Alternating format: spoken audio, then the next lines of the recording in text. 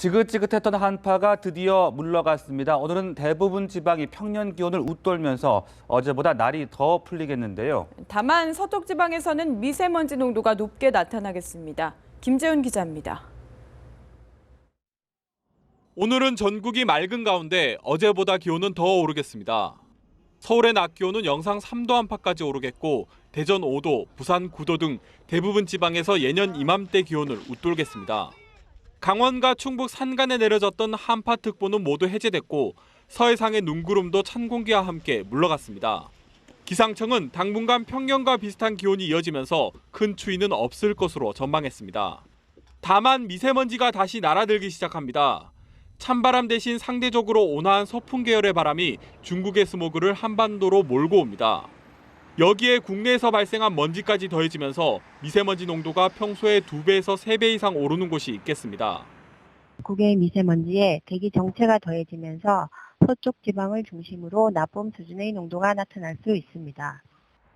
특히 건강에 더 해로운 초미세먼지 농도도 덩달아 오를 것으로 보여 호흡기 질환자는 각별히 주의해야 합니다. 환경과학원은 남쪽 지방을 시작으로 전국적으로 비가 내리면서 내일부터는 미세먼지가 해소될 것으로 내다봤습니다. 연합뉴스TV 김재훈입니다.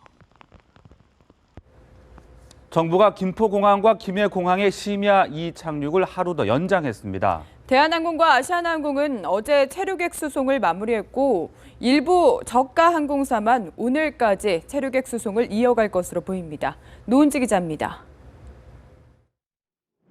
김포공항과 김해공항에서 운항 제한 시간인 어젯밤 11시부터 오늘 오전 6시까지 비행기 이착륙이 허용됩니다. 제주에 고립됐던 체류객들을 최대한 신속히 운송하기 위한 겁니다. 국토교통부는 제주공항에서 비상수송에 돌입한 후 어제 오후 2시까지 국내선 225편을 통해 4만 5천여 개 좌석, 국제선 51편을 통해 8,500여 개 좌석을 공급했다고 밝혔습니다. 또 국적항공사 여객본부장을 소집해 중복 승객을 가려낸 결과 오후 2시 기준 제주공항 체류 여객이 2만 4천여 명으로 추정된다고 밝혔습니다. 항공사들은 어제 오후 2시부터 오늘 오전 2시까지 정기항공편 103편으로 좌석 19,000여석을 공급하는 한편 임시항공편 13편으로 2,800여석을 추가 공급합니다.